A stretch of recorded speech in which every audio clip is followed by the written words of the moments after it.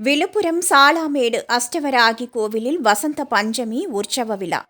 விழுப்புரம் சாலாமேடு பகுதியில் மிகவும் பிரசித்தி பெற்ற அஷ்டவராகி கோவில் உள்ளது. இந்த கோவிலில் ஆண்டுதோறும் வசந்த பஞ்சமி உற்சவ விழா வெகு விமரிசையாக நடைபெற்று வருகிறது.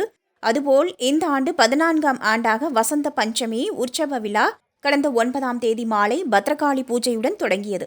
தொடர்ந்து அன்று வராகி அம்மனுக்கு அபிஷேகம், பத்ரகாளி சகஸ்ரநாம பூஜை, கொடியேற்ற நிகழ்ச்சிகளும், 10ஆம் தேதி எல்லை கட்டுதலும், 11ஆம் தேதி விநாயகர் பூஜை, ஐயனார் பூஜையும், 12ஆம் தேதி கோபூஜை, இந்திர பூஜை, சப்தகன்னி பூஜைகளும், 13ஆம் தேதி 63 சக்தி கரகம் வீதியுலா, வராகி வீதியுலா, வராகி சகஸ்ரநாம பூஜையும் நடந்தது.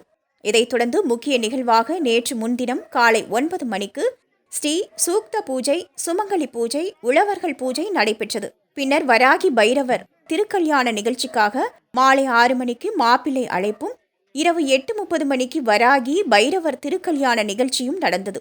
இதில் விழுப்புரம் நகரத்தின் பல்வேறு பகுதிகளை சேர்ந்த திரளான பக்தர்கள் கலந்து கொண்டு சுவாமி தரிசனம் செய்தனர்.